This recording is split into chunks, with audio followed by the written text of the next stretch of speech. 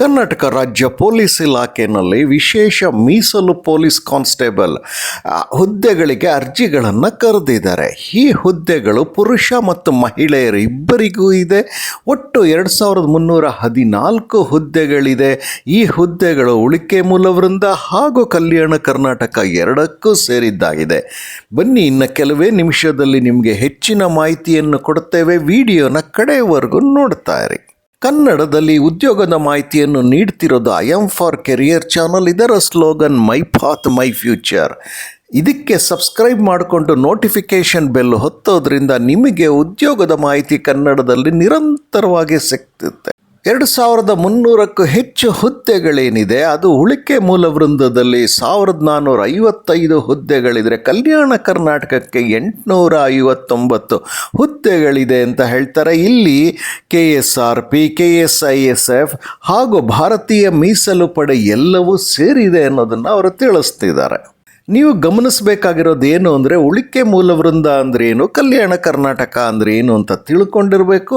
7 ಜಿಲ್ಲೆಗಳ ಕಲ್ಯಾಣ ಕರ್ನಾಟಕ, ಅಲ್ಲಿಗೆ ವಿಶೇಷವಾದಂಥ ಭರ್ತಿ ನಿಯಮಗಳಿದೆ. ಇನ್ನು ಉಳಿದಂತೆ ಇರುವುದೇ ಉಳಿಕೆ ಮೂಲವೃಂದವಾಗಿರುತ್ತೆ.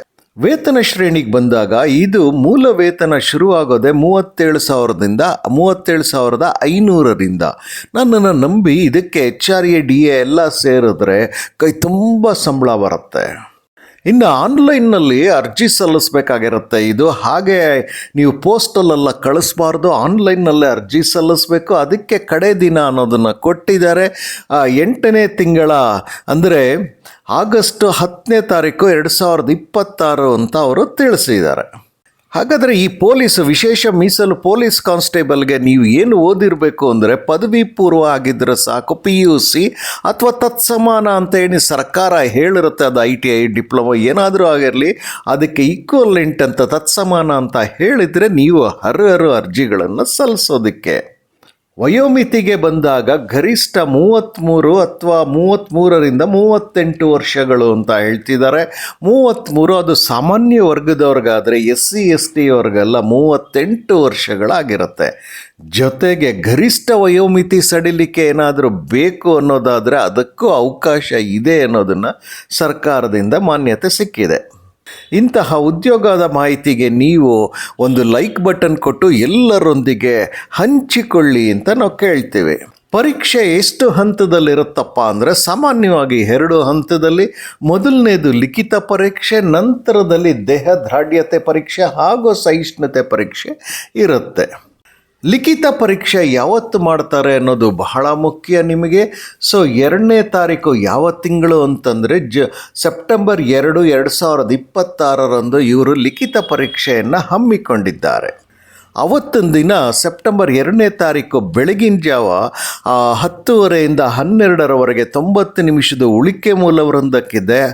ಅವತ್ತಿನ ದಿನವೇ ಸಂಜೆ ಕಲ್ಯಾಣ ಕರ್ನಾಟಕದವರಿಗೆ ಮಧ್ಯಾಹ್ನ 2:30ರಿಂದ 4 ಗಂಟೆವರೆಗೂ ಇರುತ್ತೆ ಅನ್ನೋದನ್ನು ಅವರು ತಿಳಿಸಿದ್ದಾರೆ.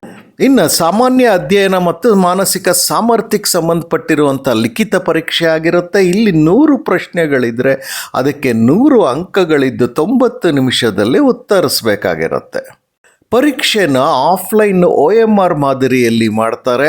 ಅದಕ್ಕೆ ನೀವು ಸಿದ್ಧತೆ ಮಾಡ್ಕೊಳ್ಳೋದು ಬಹಳ ಮುಖ್ಯ. ಜೊತೆಗೆ ಋಣಾತ್ಮಕ ಮೌಲ್ಯಮಾಪನ ಅಂದರೆ ನೆಗೆಟಿವ್ ಮಾರ್ಕಿಂಗ್ ಇರುತ್ತೆ. ನೀವು ಅದರ ಬಗ್ಗೆ ಎಚ್ಚರಿಕೆಯಿಂದ ಇರೋದು ಮುಖ್ಯ. ಹಾಗೂ ಕೆಲವೊಂದು ಷರತ್ತುಗಳ ಮೇಲೆ ಕನ್ನಡ ಭಾಷಾ ವಿನಾಯಿತಿಯನ್ನು ನಿಮಗೆ ಸಿಗ್ತಾ ಹೋಗುತ್ತೆ. ಅದರ ಬಗ್ಗೆಯೂ ನೀವು ನೋಟಿಫಿಕೇಷನ್ ಓದಿದಾಗ ಸಾಕಷ್ಟು ಮಾಹಿತಿ ಸಿಗುತ್ತೆ. ಹೆಚ್ಚಿನ ಮಾಹಿತಿ ಬೇಕು ಅನ್ನೋದಾದರೆ ನೀವು ಈ ನಂಬರ್ಗೆ ಕಾಲ್ ಮಾಡ್ಬೋದು. ಯಾವತ್ತೇ ಕೆಲಸದ ಸಮಯದಲ್ಲಿ, ಕೆಲಸದ ದಿನಗಳಲ್ಲಿ ನೀವು ಕರೆ ಮಾಡಿ ಕೇಳ್ಕೊಳ್ಬೋದಾಗಿರುತ್ತೆ.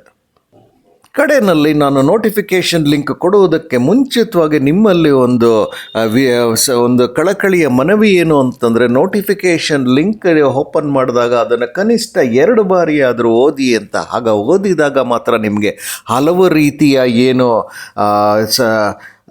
ರಿಸರ್ವೇಷನ್ಸ್ಗಳಿರುತ್ತೆ, ಅದು ಮೀಸಲಾತಿಗಳಿರುತ್ತೆ, ಅದ್ರ ಬಗ್ಗೆ ಎಲ್ಲ ತಿಳಿಯುತ್ತೆ. ಬಹಳ ಮುಖ್ಯವಾಗಿ ಅರ್ಜಿ ಸಲ್ಲಿಸುವ ವಿಧಾನದ ಬಗ್ಗೆ, ಸಂಬಳದ ಬಗ್ಗೆ, ಎಜುಕೇಷನ್ ಶೈಕ್ಷಣಿಕ ವಿಷಯದ ಬಗ್ಗೆ, ಹೀಗೆ 10 ವಿಷಯದ ಬಗ್ಗೆ ಚೆನ್ನಾಗಿ 2 ಸರಿ ಓದಿ ಅರ್ಥ ಮಾಡಿಕೊಂಡು ನೀವು ಅರ್ಹರಿದ್ದರೆ ಇಂಥ ಅವಕಾಶನ ಬಿಡಬೇಡಿ, ಅರ್ಜಿಯನ್ನು ಸಲ್ಲಿಸಿ.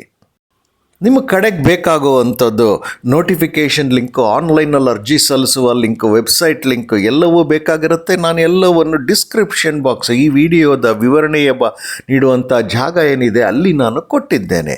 ನೀವು ಈ ವಿಡಿಯೋನ ಲಿಂಕ್ ಮುಖೇನವೇ ನೋಡಿ. ಆಗ ಮಾತ್ರ ವಿಡಿಯೋದ ಕೆಳಗಡೆ ನಿಮಗೆ ಒಂದು ಡಿಸ್ಕ್ರಿಪ್ಷನ್ ಬಾಕ್ಸ್ ಕಾಣುತ್ತೆ, ಅಲ್ಲಿ ನಾನು ಎಲ್ಲ ಲಿಂಕ್ಗಳನ್ನು ಕೊಟ್ಟಿದ್ದೇನೆ. ನೋಟಿಫಿಕೇಷನ್ ಲಿಂಕ್ ಓದಿ, ಅದನ್ನು 2 ಬಾರಿ ಆದರೂ ಓದಿ ನೋಟಿಫಿಕೇಷನ್ನ ನಂತರ ಅರ್ಹರಿದ್ದರೆ ಕೂಡಲೇ ಅರ್ಜಿಗಳನ್ನು ಸಲ್ಲಿಸಿ. ಈ ಮಾಹಿತಿಯನ್ನು ನಿಮಗೆ ಕನ್ನಡದಲ್ಲಿ ತಂದದ್ದು I M for career channel. ಇದರ slogan my path my future. ಈ ಚಾನಲ್ಗೆ ನೀವು ಸಬ್ಸ್ಕ್ರೈಬ್ ಮಾಡಿಕೊಂಡು ನೋಟಿಫಿಕೇಷನ್ ಬೆಲ್ ಒತ್ತೋದ್ರಿಂದ ಉದ್ಯೋಗದ ಮಾಹಿತಿ ಕನ್ನಡದಲ್ಲಿ ನಿರಂತರವಾಗಿ ಸಿಗುತ್ತೆ. ಹಾಗೂ ಈ ವಿಡಿಯೋಗೆ ಒಂದು ಲೈಕ್ ಬಟನ್ ಕೊಟ್ಟು ಎಲ್ಲರೊಂದಿಗೆ ಹಂಚಿಕೊಳ್ಳಿ ಅಂತ ನಾವು ಕೇಳ್ತೇವೆ.